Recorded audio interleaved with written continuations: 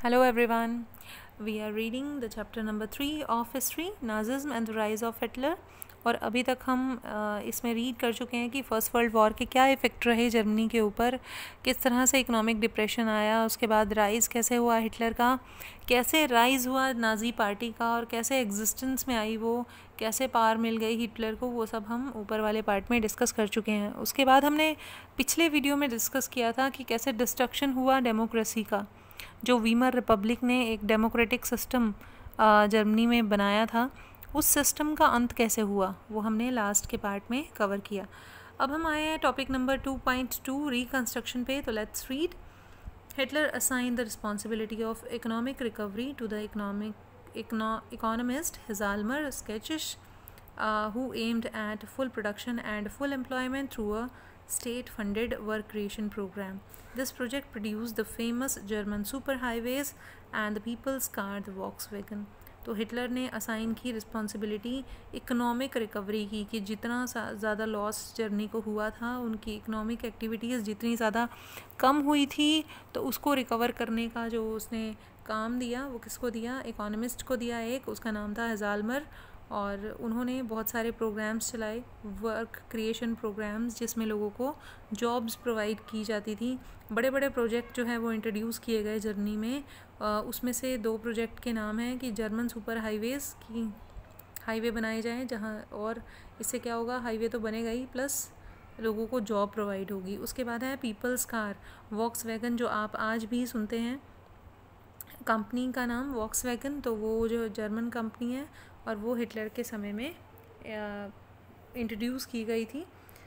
इन foreign policy also Hitler require quick success. अब foreign policy में किस तरह से हिटलर ने सक्सेस हासिल की? He pulled out the League of Nations in 1933, reoccupied the Rhineland in 1936।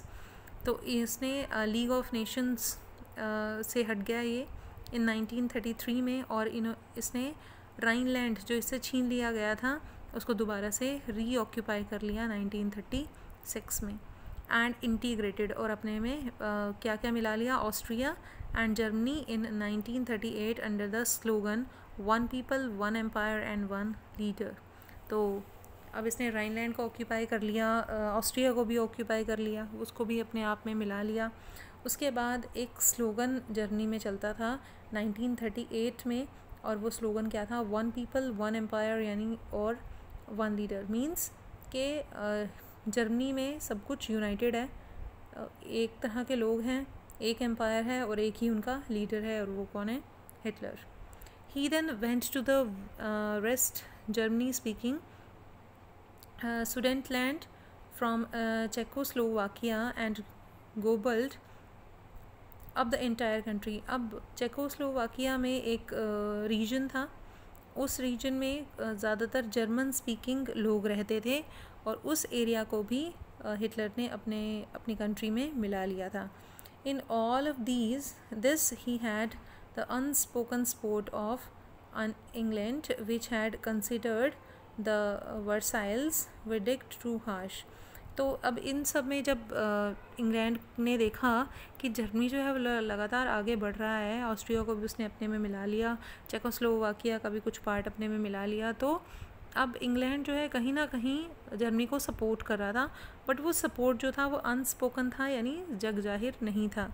तो वो सपोर्ट दिया इंग्लैंड ने, और क्योंकि इंग्लैंड को लग रहा था कि जो भी ट्रीटी हुई है जर्मनी के साथ फर्स्ट वर्ल्ड वॉर के बाद वो हार्श है बहुत ज़्यादा, और बिना बात के थोपी हुई वो ट्रीटी है।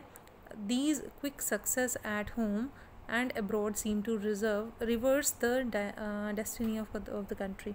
तो ये तो एक के बाद एक सफलता मिल रही थी हिटलर को। इससे लग रहा था अपने कंट्री में भी, क्योंकि कंट्री के लोग भी सपोर्ट कर रहे थे हिटलर को, और जो अब्रॉड के लोग हैं इंग्लैंड जैसे लोग वो भी सपोर्ट कर रहे थे, तो कहीं ना कहीं ऐसा लग रहा था कि कंट्री की जो डेस्टिनी है वो रिवर्स होने वाली है। The Hitler did not stop hair, यहीं पर ही रुका नहीं Hitler. The sketches had advise Hitler against the investing hugely in rearmament and the state still ran the defect financing. तो उसके जो इकोनॉमिस्ट थे उन्होंने एडवाइज़ किया हिटलर को कि आप जो है इतने हथियार मत खरीदो, क्योंकि हिटलर जो है बहुत ज़्यादा युद्ध की सामग्री पर खर्च कर रहे थे। तो उन्होंने उनको एडवाइज़ किया कि आपको इतना ज़्यादा जो है आर्म्ड जितना भी फोर्सेस हैं या जितने भी अस्त्र शस्त्र वो ले रहा था वो नहीं लेने आपने, क्योंकि जो जर्नी है अभी भी किस पे चल रहा था, डिफिसिट फाइनेंसिंग मींस कि वो अभी भी कर्ज़ा ले लेकर अपना पूरा जो है वो कर रहा था, सारी चीज़ें फाइनेंस कर रहा था दूसरों से लेकर। तो उसके जो इकोनॉमिस्ट हैं उन्होंने रोका, but cautious people however had no place in Nazi Germany. तो इसको भी लीव करना पड़ा क्योंकि हिटलर ने इसकी एक नहीं सुनी। जो भी इकोनॉमिस्ट थे इनकी सलाह जो है बिल्कुल नहीं सुनी हिटलर ने। Hitler close war as the way out of the approaching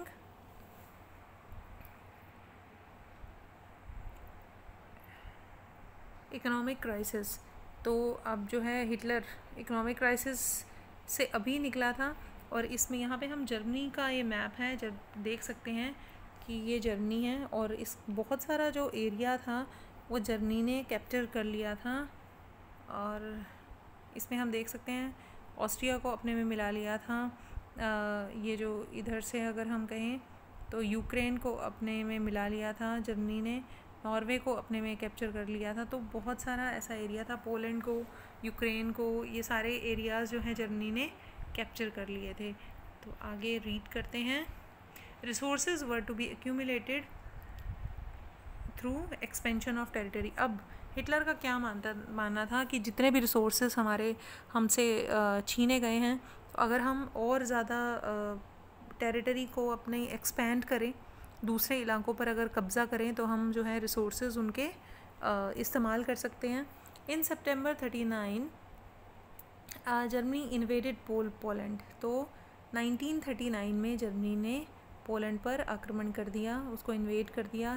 this started a war with France and England. तो ये जो है इसके साथ ही एक और युद्ध शुरू हो गया फ्रांस और इंग्लैंड के बीच। तो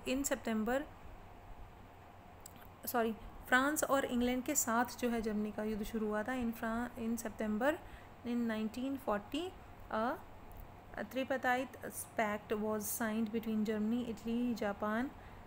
तो एक ट्रीटी, एक पैक्ट साइन हुआ जर्मनी, इटली और जापान के बीच। तो किस लिए हुआ ये? Strengthening Hitler's claim to international power. क्योंकि हिटलर क्या चाहता था, इंटरनेशनल पावर चाहता था। वो चाहता था कि उसका जो है अब इंटरनेशनली वो यूरोप की सबसे बड़ी शक्ति बनना चाहता था। और ये जो पैक्ट है इसमें 3 देश इकट्ठे हुए, जर्मनी, इटली और जापान। तो puppet regime supportive of Nazi Germany was installed in large part of Europe. तो यूरोप में जहाँ जहाँ भी जर्मनी की चलती थी वहाँ पर इस तरह की सरकारें लाई गई जो कि नाजी पार्टी को सपोर्ट करती थी। By the end of 1940 Hitler was a Pinnacle of his power. तो 1940 तक हम कह सकते हैं कि हिटलर अपनी जो पावर थी उसके पूरे चरम पे था, यानी उसका जो पीक टाइम था वो था 1940। Hitler now moved on achieving a long term aim of conquering eastern Europe. अब जो है हिटलर के एम लगातार बढ़ रहे थे क्योंकि उसे जीत हासिल हो रही थी। तो हिटलर ने सोचा कि हम ईस्टर्न यूरोप को कैप्चर करते हैं। अब he wanted to ensure food supplies and living space for Germans. उसको लग रहा था कि अगर हम कोई ऐसा एरिया कैप्चर करते हैं जिससे कि जर्मनी की फूड सप्लाईज इंक्रीज़ हों और लिविंग स्पेस ज़्यादा मिले जर्मन्स को।